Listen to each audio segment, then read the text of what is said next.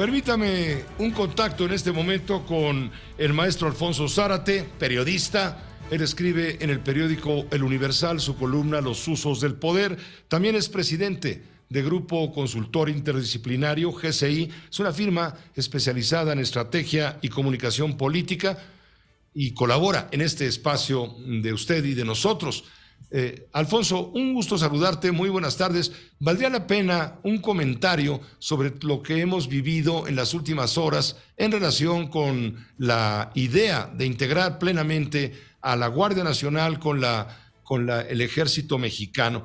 Esto hay antecedentes. Tú los tienes muy claros en la historia, claro. Sí, Pepe. Yo creo que vale la pena recordar que después de la Revolución Mexicana, digamos a partir de los años 20, lo que experimentó el país fue un proceso de preeminencia absoluta de los militares. Es decir, que en el periodo que va de 1920 a 1946, con una sola excepción, la de Emilio Portes Gil, los que gobernaron este país fueron los generales. Pero no solo eso, sino que esto iba acompañado de un enorme gasto presupuestal destinado a las Fuerzas Armadas. Eran aquellos días en que el general Obregón decía que no había un general que resistiera un cañonazo de 50,000 pesos.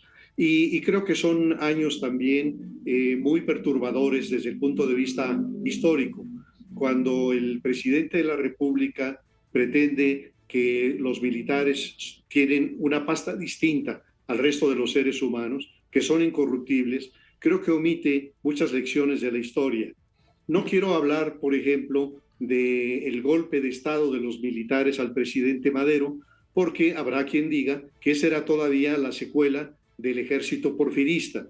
Pero a partir de 1920, ya con el general Obregón, hay que recordar que su llegada a la presidencia de la República fue precedida por otro golpe de Estado, en donde estos altos mandos militares se levantaron en contra del presidente Venustiano Carranza, lo persiguieron y terminando asesinándolo en Tlaxcalaltongo, en Puebla. Son muchos los episodios que nos muestran que el ejército no es algo distinto en el sentido de una absoluta probidad y una absoluta decencia. Habría que recordar también los asesinatos de los generales Arnulfo R. Gómez y Francisco Serrano en el marco de la disputa por la presidencia de la República.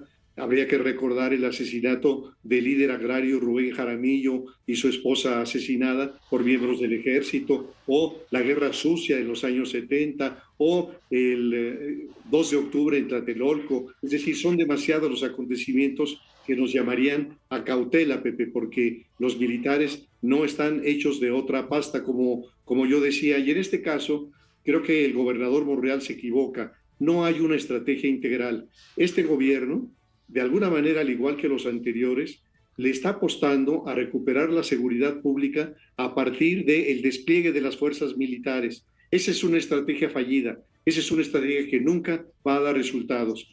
Y no los va a dar por una razón muy simple, porque la naturaleza del desafío es de tal magnitud que reclama una aproximación sistémica e integral. Y aquí ha fallado, número uno, la atención al primer estamento institucional de lucha contra la delincuencia, que son las corporaciones policiales, estatales y municipales. Están abandonadas en la medida en que no haya un esfuerzo por profesionalizar, moralizar, dignificar las corporaciones policiales en los estados y en los municipios. Lo demás va a fallar, pero aún eso sería absolutamente insuficiente si no se atiende igualmente el siguiente estamento, que es el de la Procuración de Justicia, los ministerios públicos, principalmente en el fuero federal, en el fuero local, pero también en el fuero federal. Después está el siguiente estamento, que es el de los jueces. En los estados de la República, los tribunales superiores de justicia siguen siendo dependientes del señor gobernador y sigue habiendo jueces de consigna. Y luego está el sistema carcelario. Entonces, Pepe, en la medida en que no se asuma una estrategia integral que incorpore policías, ministerios públicos, jueces, sistema carcelario, esto no va a ir a ninguna parte. Y creo que en estos días lo que estamos viendo es un profundo retroceso. Nos están regresando 100 años a la época en que los militares eran el factotum del poder político. Y eso me parece que es inaceptable y peligroso. Aquí cabe preguntarte tu juicio, tu análisis sobre la idea planteada por el PRI a través de la diputada Yolanda de la Torre, señalando que el PRI apoyaría la iniciativa del presidente de la República para que las Fuerzas Armadas permanezcan en las calles en labores de seguridad pública otros 4 años, es decir, que estuvieran hasta el año 2028 después de que concluya lo que establece la Constitución, que sería en el año 2014. El Ejército entraba a apoyar a la Guardia Nacional desde su creación y la dejaría volar sola como una policía civil a partir de 2014. Sin embargo, no se ha logrado el objetivo. Y al ver la circunstancia, se militariza por un lado a la Guardia Nacional, contraviniendo el orden constitucional, lo comentábamos con el senador Noé Castañón, pero al mismo tiempo se está promoviendo que permanezca el ejército en las calles otros 4 años más, para sumar 9 en total y amparar, avalar, apuntalar a la Guardia Nacional. Aquí, ¿qué papel está jugando el PRI y qué papel está jugando concretamente Alejandro Moreno Cárdenas, Alito, que se ha convertido esto en un verdadero escándalo político? Sí, Pepe, yo creo que Alejandro Moreno Cárdenas, apodado Alito, es un personaje procaz con una cola muy larga, que en estos días ha vuelto a ser AMLito, porque le está haciendo el trabajo sucio a López Obrador, en el sentido de, en primer lugar, romper la coalición Va por México. Y desde luego que esta es una decisión de una seriedad y de una gravedad importante, sobre todo si tomamos en cuenta que distintos estudios de opinión nos están diciendo que no hay posibilidades de que las oposiciones se impongan el año que entra en las elecciones en el Estado de México y en el año 2024 en la presidencial si no van juntos. De tal forma que este movimiento de Yolanda de la Torre y del grupo parlamentario del PRI en la Cámara de Diputados es un golpe muy, muy severo a esta posibilidad de tener lo que estamos viendo, que es un gobierno verdaderamente de demolición de instituciones, un gobierno depredadora. Y alguno tendría que preguntarse, ¿y este cambio en la postura de Alito a qué se debe? ¿A cambio de qué? Y a mí me parece que es muy claro que es a cambio de impunidad, de que no transite el desafuero y que se archiven las investigaciones sobre distintos delitos. Por eso, la propia gobernadora de Campeche, Laida Sansores,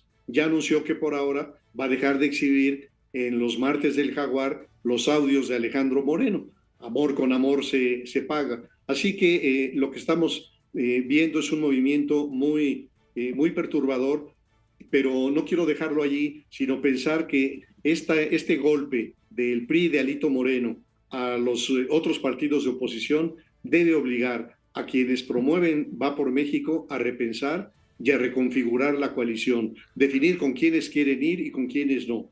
Y todavía está por verse si los dirigentes del PAN y del PRD, Marco Cortés y Jesús Zambrano, tienen la inteligencia y el patriotismo para postular a los mejores, o si, como lo han hecho en el pasado, le vuelven a entregar candidaturas a miembros de sus camarillas, a candidatos cuestionados, porque entonces sí tendríamos un futuro sin destino en el corto plazo.